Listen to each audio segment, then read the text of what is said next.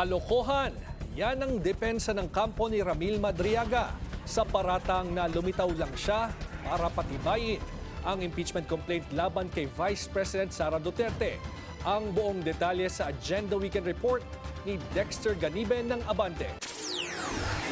Pinaglaan ni Atty. Raymond Palad ang mga akusasyon ngayon sa kanyang kliyente na si Ramil Madriaga na lumutang lang siya para sa hinahandang impeachment complaint laban kay VP Sara sa darating na Pebrero. Hindi ho namin kilala yung mga group na nag-file ng kaso sa ombudsman, yung impeachment. Hindi ho namin alam yan. Pero kung gagamitin nila si Ramil as witness base sa kanyang nalalaman, of course, pag pinatawag yan ng kung saang mang korte, wala ho magagawa yan kundi magtestigo base sa salaysay niya.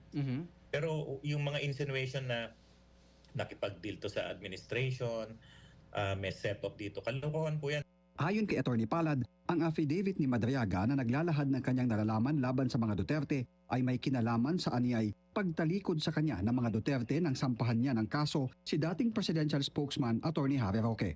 Ang sabi po niya is that gawa-gawa lang yung kidnapping case na yan. Na-torture yung pinsan niya, dinawit siya, tapos ginawang basehan yung dati niyang involvement sa kidnapping, nasampahan siya ng kaso. Sabi ni Atty. Palad, may sinumpaang salaysay sila ni Rosendo Madriaga kaugnay ng umano'y pag-torture sa kanya noon para idawit lang si Ramil.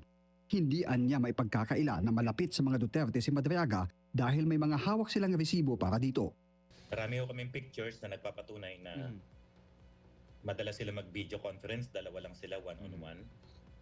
Number 2, sinabi niya, na-confirm namin to kahapon lang na according dun sa mismong kapatid ni Ramil Madriaga, naka-receive na siya ng chat na inaanak niya yung panganay na anak ni BP Sara. So mabigat, kung i-deny niya, dapat yung denial manggaling kay BP Sara.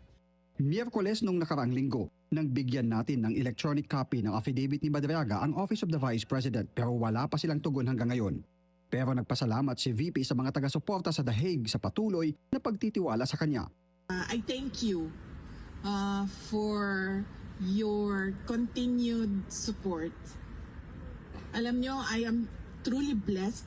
Una nang binalita ng Billionaire News Channel ang lumitaw na bagman umano ni VP Sara. Para sa Agenda Weekend, Dexter Ganibe, Abante!